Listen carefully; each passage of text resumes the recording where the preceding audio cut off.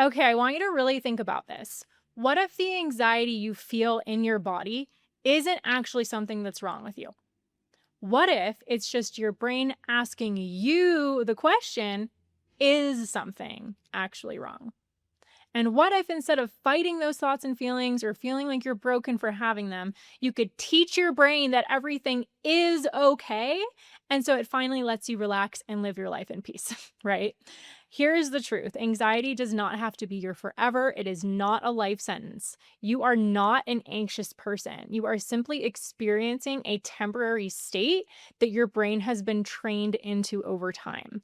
And the amazing part is you can train it out without any pills, without any supplements. And when you do, you can experience permanent anxiety relief and finally be anxiety free as your natural default state. I used to be a high functioning anxious person where I would be getting 10 steps ahead of myself and mentally preparing for all sorts of hypothetical doomsday scenarios.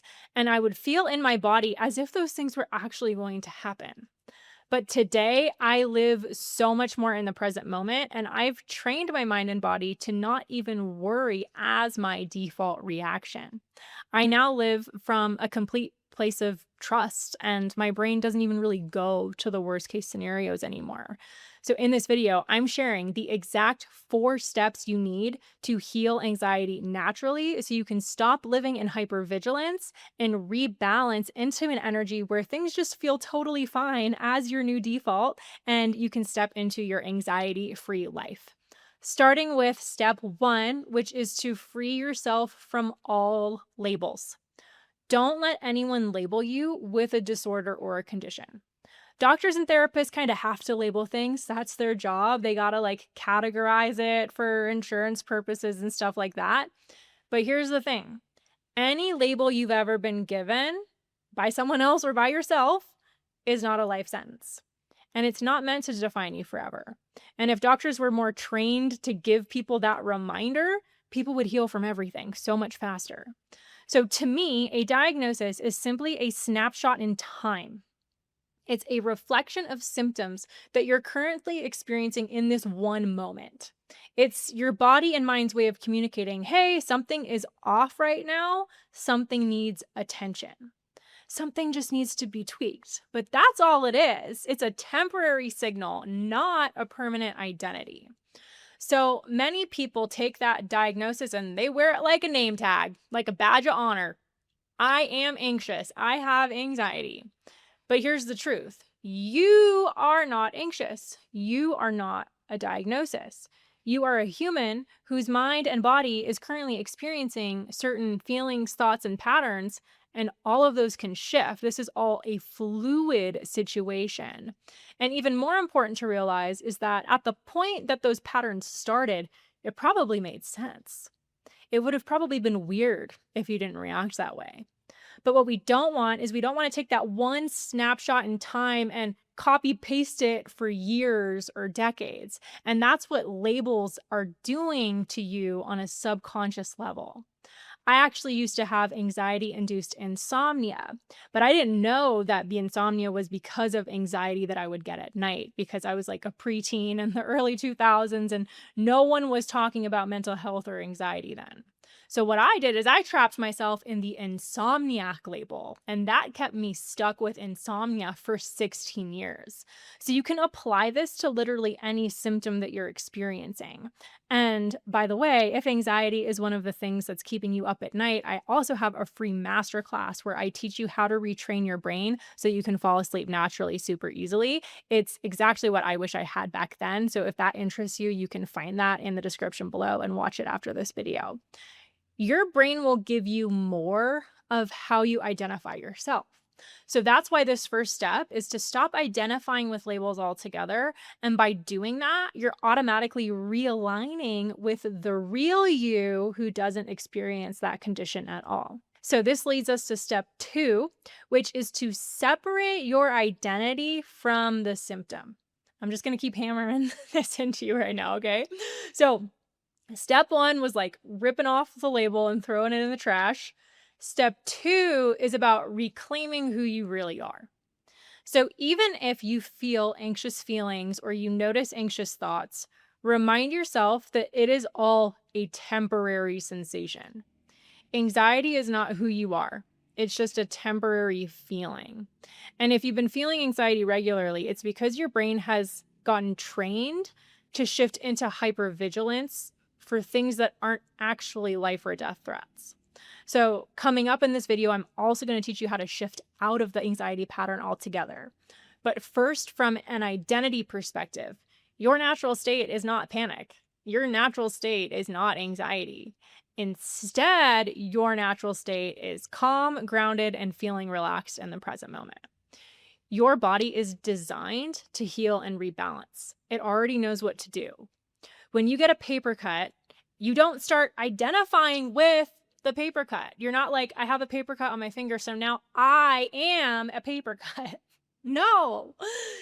You know the paper cut is temporary and it will go away because the body knows what to do to heal it as long as it has the right conditions. So as long as you're not putting the paper cut into the toilet where it can get infected, your body will heal on its own very quickly. And in the same way, it makes no sense to identify with anxiety either. Your body already knows what it's like to not feel anxious. And so that's where to keep your attention. My body knows how to heal and rebalance. Grounded is my natural state. And I mean, people have healed from all sorts of extreme conditions. And do you think they could have done that if they kept walking around claiming to have that disease or illness? No. One person that I actually highly recommend that you look up is a woman named Anita Morjani, and go read her book. It's called Dying to Be Me. She had end stage cancer and organ failure and tumors throughout her entire body, and she healed 100%, and she's like alive and thriving.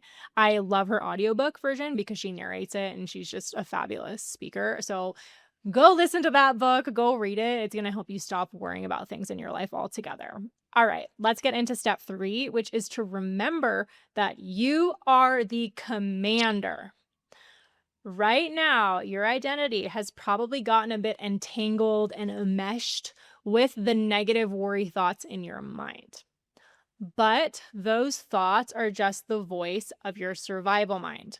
And this part of your brain has become a bit overprotective based on what it learned from your past life experiences. And so now it's been keeping you on guard for potential threats just in case. So this is why you sometimes feel anxious for no reason. And maybe being more on guard, more alert did make sense at one point in your life, especially if you grew up in a dysfunctional environment or you lived with toxic people or worked in a toxic job, which actually, kind of leads me down a whole other train of thought, which I'll mention quickly, which is my question to you. Are there things in your life right now that are toxic? Are there people that are toxic? Are there jobs that are toxic? If there are, you might want to reconsider some of those things, set some boundaries, change something to protect your own peace. So if that's the case, then I look at anxiety as your messenger trying to get your attention. That's something in your life needs to change, okay? But if overall things in your life are pretty good, nothing catastrophic going on, and you're not under any real life or death threats, then that anxious voice is inaccurate and should not be listened to.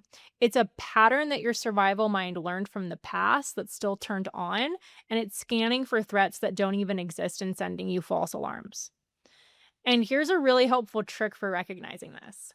That fear, survival, anxiety voice is always loud and dramatic. It is that panicked, scattered voice that makes you feel like something is so urgent or dangerous right now. On the other hand, your intuition voice is quiet, subtle, and not scary at all. So if something were actually bad going to happen, it wouldn't feel scary. You would more just kind of know. And you'd be kind of like, oh shit, that's going to happen. But it's not a panic. It's a very kind of grounded knowing without any fear attached to it. So all those scary, annoying thoughts that are running through your mind, those are not your intuition. No way. So this is where you step in as the commander. So you can thank your brain for trying to keep you safe, but then you tell it, hey, brain, you're now off duty. There is nothing else that needs to be done about this right now. And I know that the brain seems like it's you, but it is not you. You get to command your brain. And once you remember that you're in charge, that is when you can actually move into step 4, which is where you actually start commanding your brain to feel safe again.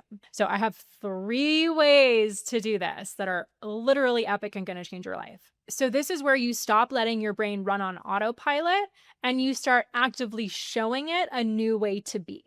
You're going to teach your brain a new pattern to follow. And the beautiful part is the more that you practice this, the faster it becomes your new default state to the point where you don't even have to try anymore. So here's exactly how you do this. There are 3 simple ways that I love to retrain your brain out of anxiety and into calm and happiness, right? So the first one is to start considering the best case scenario. You're going to take the doomsday scenario and you're going to flip it around. So instead of what if it all goes wrong, try this. What if this turns out even way better than I think? What if this actually works out perfectly? What if this is the best thing that's ever happened to me? Instead of what if I feel like this forever, you would consider the best case scenario. Like, what if this feeling goes away way faster than I ever thought it would? What if this goes away so fast I forgot it even happened in the first place? When you ask yourself a question, your subconscious mind can't help but start looking for evidence that makes that question come true. This is how you retrain your brain to start looking for evidence that feels good in your body. Your default for so long has been way too one-sided on considering the worst case scenario. And that's not accurate. So if you're going to consider the worst case scenario, you've got to even it out. You got to even it out. You're like all the way down here. You got to even it out. And you also got to consider the best case scenario to be balanced. So ask yourself, what would it feel like to be at total peace with this situation? What would it feel like if everything worked out way better than I expected? And do this for everything. And you will notice a shift in your body immediately. It is instantaneous. So this is what I want you to do in the moment if you're experiencing, anxious thoughts or anxious sensations. Next, you need to actively generate the feelings of what it would feel like to live an anxiety-free life. The people who do this next step consistently, like once a day for 5 to 10 minutes, these are the people who are going to change their life the fastest. So the second technique I have here is a daily imagination practice. You're going to spend just 5 to 10 minutes a day imagining what it would feel like to be anxiety-free. And you're going to do this in a meditation. You're just going to put on some meditation music and you're going to see yourself moving through your day calmly, confidently, smiling at the little things, completely untriggered by the shit that used to trigger you, living completely unbothered. So what I would do is I would actually kind of script this out in a journal ahead of time before going into the meditation. This is what I do. I kind of write down what is my ideal scenario in terms of how I want to feel.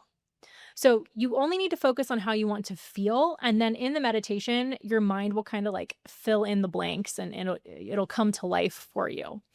Your subconscious mind doesn't know the difference between what is real or what is imagined. So when you do this daily imagination practice, you are training your brain to produce the chemicals that lead to the feelings that you want to feel on a regular basis. You are commanding your brain to give you the emotions that feel awesome. And when you do this, you're also teaching your nervous system that it's safe to feel good. It is safe to feel calm. It is safe to be in the present moment. Because for so long, it's felt unsafe to feel good. And so now you're taking back your power and you're commanding your mind and your body to remember the truth. I also have a third way to do this, which might appeal to certain people, which is kind of the fun one. So this is to actually use music as a tool to feel like your best self. So I call this one Dance as Your Best Self. So what you're going to do is you're going to put on some party music like EDM or just like whatever music you like to listen to that's like upbeat, rock and roll, I don't care what it is. And you're going to dance to it or sing or both. And in your mind, you are like living your best life ever. And so you're going to do this once a day. Pick one song or maybe a playlist of a couple options, and you're going to purposefully put your mind and body in the state of feeling like you are alive and you are in love with life, baby. You are going to dance like all your problems all of a sudden just vanish out of thin air, and you're going to freaking celebrate like you are living your most magical life ever. This is what you do at a Tony Robbins event for his 3-day Unleash the Power Within. And it works because you are using your body posture and music to induce emotional states very quickly. So you can do this in the morning, in the bathroom getting ready. You can do this after your work day. You can put in some headphones in the bathroom stall at work. Like, literally go for it. Do this anywhere and go there. Like, go full out in your mind as you're, moving to the music, because this is going to both release anxious energy from your body, and it's training your brain to produce the positive emotions that you want to feel. And I mean this when I say the people who actually do this, they are the ones who get results fast. So here's exactly what you're going to do. You're going to practice the best case scenario thinking, which is the first technique. And then you're going to do either the daily imagination practice or the dancing as your best self, or rotate between them, try them both out. Because the power really is in your own hands to fix this.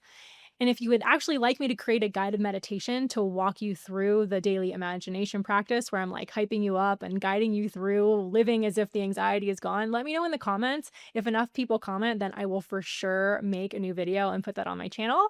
If you also struggle with anxiety that's keeping you awake at night, then you're going to love my video right here or here, where I walk you through calming down anxiety in your body in real time. So go check it out now, and remember to also save it to come back to at bedtime.